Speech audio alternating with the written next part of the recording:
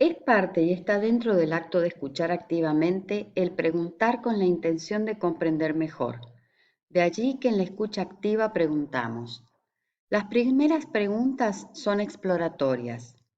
Estas preguntas ayudan a que el otro se abra y se explaye. Para algunas personas no es fácil, no saben por dónde empezar. Las preguntas exploratorias se hacen con la intención de animar a la persona a expresar lo que le preocupa, los sucesos que registra como importantes y lo que espera de nosotros. Sirven para que sintonicemos con el otro. El otro tiene todo junto en su cabeza. Para que comprendamos, debe darle un orden. Encuadra la conversación este tipo de preguntas. ¿Para qué la estamos teniendo según el otro? Genera un primer acuerdo sobre para qué vamos a hablar. Esto es importante para que ambos encaucemos la conversación con los mismos objetivos. Comprendernos, que uno ayude al otro a aclarar malentendidos. Con las preguntas exploratorias buscamos ubicar las 3P de todo proceso conflictivo. Las personas involucradas, tanto los protagonistas como los terceros afectados, en qué etapa estamos del proceso conflictivo y cuál es para el otro el problema. Debemos tener claro el propósito de nuestra pregunta. No sirve preguntar por preguntar. Además de explorar, en la escucha activa, preguntamos para aclarar. Las preguntas aclaratorias disipan dudas sobre el sentido de las palabras, el alcance de las afirmaciones, la significación que la persona le da a los hechos que nos describe.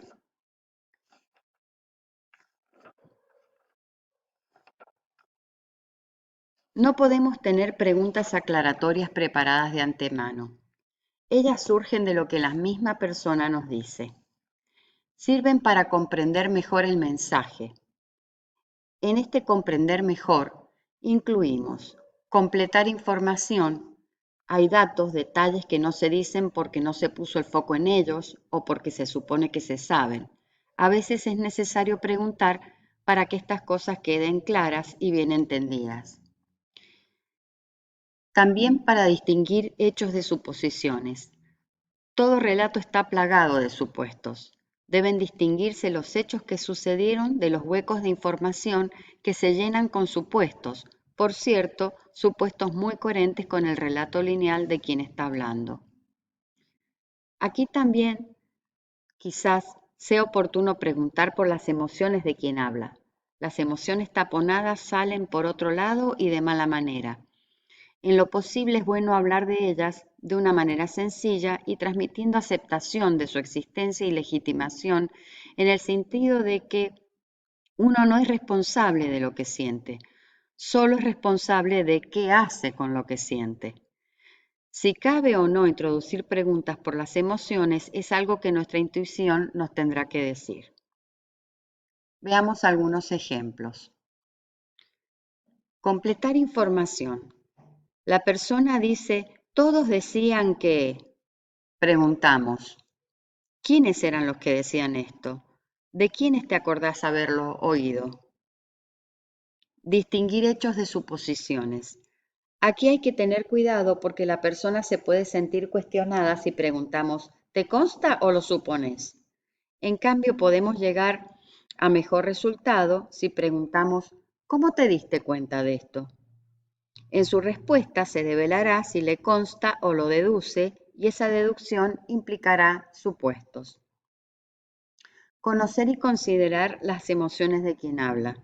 Depende del contexto, del clima que hayamos logrado y de hasta dónde llegan a nuestros planes con la conversación si preguntaremos o no por las emociones.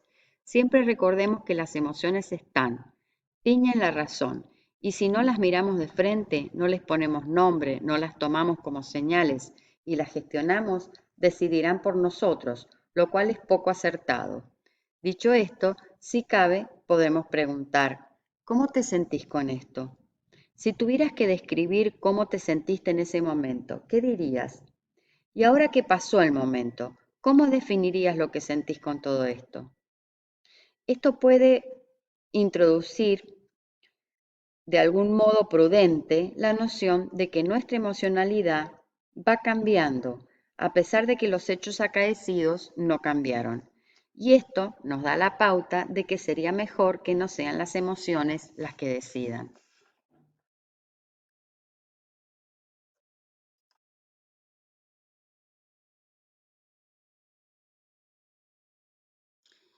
Las preguntas especialmente útiles cuando somos terceros mediando o facilitando un diálogo y cuando reflexionamos con nuestros estudiantes a posteriori de una transgresión y en instancia de capitalizar la experiencia como un aprendizaje, son las preguntas reflexivas, que nos ayudan cuando mediamos entre dos partes, pero también pueden servir y de mucho cuando estamos en esta instancia tan valiosa en la que ya pasó la transgresión, incluso quizá ya pasó la sanción, o todavía no, pero pasó el momento del forcejeo en el que el alumno se defiende como puede para zafar de la sanción, y viene el momento de capitalizar lo sucedido como aprendizaje. En las mediaciones son muy útiles para sacar a las personas de las posiciones atrincheradas y acompañarlos a incorporar la perspectiva del otro, a la vez que aceptar que su vivencia y su punto de vista, legítimos por cierto, son una parte de la compleja realidad.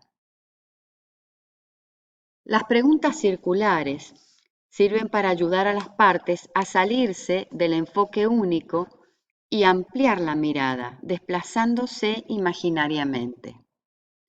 Y el pregonder es un término inventado por Marinés Suárez que combina preguntar con responder. Consiste en preguntar a partir de la última pregunta. Vamos a ver todo esto en más detalle.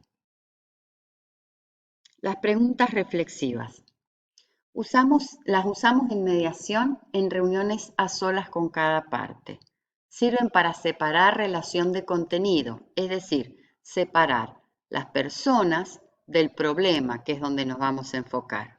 Por ejemplo, ¿y si esto no te lo dijera él o ella, sino alguien con quien te llevas bien? ¿Cómo lo tomarías? Las usamos también para provocar diferencias o cambios en la percepción. Por ejemplo, ¿cómo te imaginas que serán las cosas en un año?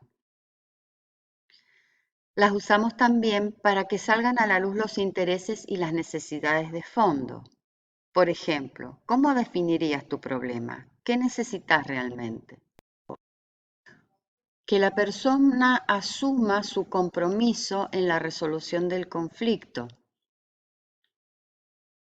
Por ejemplo, ¿qué sí está en tus manos hacer? ¿Qué otras cosas podrías hacer? Que la persona reconozca al otro y su contexto, los posibles intereses y recursos que el otro tiene o con que el otro cuenta. Por ejemplo, ¿por qué crees que reaccionó de ese modo? Abrir posibilidades. Por ejemplo, ¿y si esto te hubiera sucedido a vos? Las preguntas reflexivas deben ser claras, oportunas e inusuales. Por ejemplo, ¿y si ese que vos decís no fuera el motivo? ¿Qué otro motivo pudo ser? Las preguntas circulares, por su parte, su finalidad es desplazar el pensamiento a situaciones, momentos, tiempos, lugares, otras personas, construyendo desde ese espacio una respuesta trasladable al aquí y a la ahora, para así generar una desestabilización en el relato, o sea, una diferencia de enfoque. Ejemplos de preguntas circulares son: ¿qué pensás que siente o qué pensás que piensa o qué pensás que cree él o ella, refiriéndonos a un tercero significativo para la persona? Otro ejemplo sería: ¿y si pasara nuevamente, ahora que ya pasó la experiencia, cómo reaccionarías? Otro ejemplo podría ser: ¿qué pasaría si vuelven a trabajar juntos? O ¿qué ocurrió antes o qué ocurrió después? O qué ocurría en el año anterior para desplazar en el tiempo. Otro ejemplo: ¿qué crees que le aconsejarías a tu amiga si fuera ella la que está pasando por esto y no vos? La articulación que intentamos provocar con el qué pensás que piensa, qué crees que siente, qué crees que diría, qué pensás que haría, un tercero significativo para la parte respecto de la situación conflictiva, induce a la persona a desplazarse, a salirse del lugar donde está atrapado, empantanado, de modo tal que logre construir respuestas nuevas que hasta ahora no se le han ocurrido. En realidad, la persona no responderá por el tercero a quien se le invita a traer en su respuesta, sino que construye él o ella misma su respuesta a partir de poder salirse un poco del lugar en el que está atrapado. El preguntar, dijimos que es un neologismo que significa preguntar sobre la última respuesta. Viene de preguntar y responder. Sobre la base de una respuesta, elaboramos otra pregunta. La nueva pregunta utiliza el lenguaje de las partes. Por ejemplo, nos dice, el profe siempre me mira y me delira, todo el tiempo a mí me delira. Entonces preguntamos, ¿cómo es esa actitud de delirar? ¿Cómo sería no delirarte? Escuchamos, yo me considero una persona comprometida con mis principios, con mi trabajo. Entonces preguntamos, ¿y en estas circunstancias, a qué podrías comprometerse?